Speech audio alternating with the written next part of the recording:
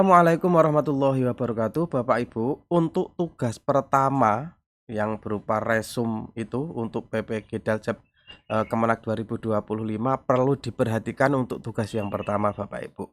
Apa yang diperhatikan? Yaitu instruksi dari LPTK Bapak Ibu masing-masing. Karena beda LPTK, bisa saja nanti beda permintaan, beda tafsir terhadap instruksi tugas yang ada di LMS.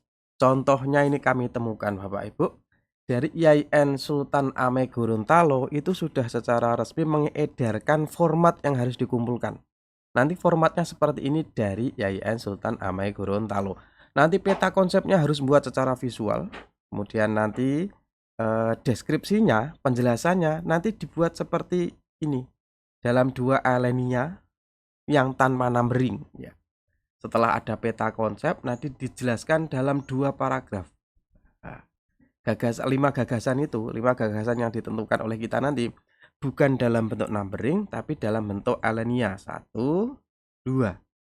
Kemudian materi miskonsepsi, materi yang biasa menimbulkan miskonsepsi itu nanti disebutkan per topik. Karena topiknya ada 8 disebutkan.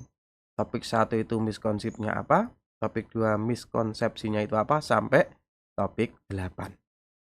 Ini adalah permintaan dari LPTK IAIN di Gorontalo. Beda lagi ada LPTK yang meminta seperti ini Bapak Ibu. Tidak aneh-aneh. Yang penting sesuai dengan instruksi yang ada di LMS. Justru malah mempermudah mahasiswa ini, yaitu sama seperti itu, sama seperti yang ada di LMS, tidak usah ada kata-kata buatkan secara visual gitu ya. Bahkan di catatan Bapak Ibu kerjakan dulu di Microsoft Word, nanti kamu kalau server sudah lancar bisa diunggah ke LMS. Ya. Jadi penting bagi Bapak Ibu untuk memperhatikan permintaan dari LPTK Bapak Ibu masing-masing. Nah, untuk membuat seperti ini bagaimana caranya, Pak? Simak terus channel ini, nanti akan kami ajari bagaimana cara cepatnya gitu ya, cara mudahnya supaya nanti kita tidak kehilangan fokus bahkan tidak salah sasaran. Karena tujuan utama kita kan bukan tugas ini Bapak Ibu. Tugas utama kita itu kepengen nanti lulus lulus apa? Lulus ini ya, bingung saya malah. Lulus apa ini namanya, lulus PPG, sehingga nanti kita dapat gelar SPDGR gitu kan. Nah, nanti kelulusannya apakah hanya tugas ini? Bukan, justru nanti kelulusannya ditentukan oleh, nanti UP sama UKIN nanti. UP UKIN di UKM PPG.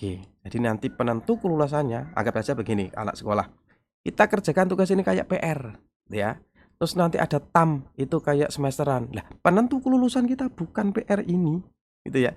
Penentu kelulusan adalah ujian akhir nanti. Nah, ujian akhirnya tuh bukan ini. Ujian akhirnya adalah UKM PPG di mana nanti ada uji pengetahuan dan uji praktek, uji kinerja. Uji pengetahuan berarti nanti ada soal-soalnya, kita harus bisa menjawab. Kalau uji kinerja nanti berupa praktek, soal modul ajar, soal RPP, soal praktek kita mengajar. Itulah nanti yang paling mempengaruhi kelulusan kita di PPG ini. Itu sudah resmi tercantum di buku panduan Bapak Ibu. Lah, jadi kita jangan terlalu fokus pada pada ini ya, pada tugas-tugas ini ya. Wong yang nilai nanti itu bukan bukan dosen kok.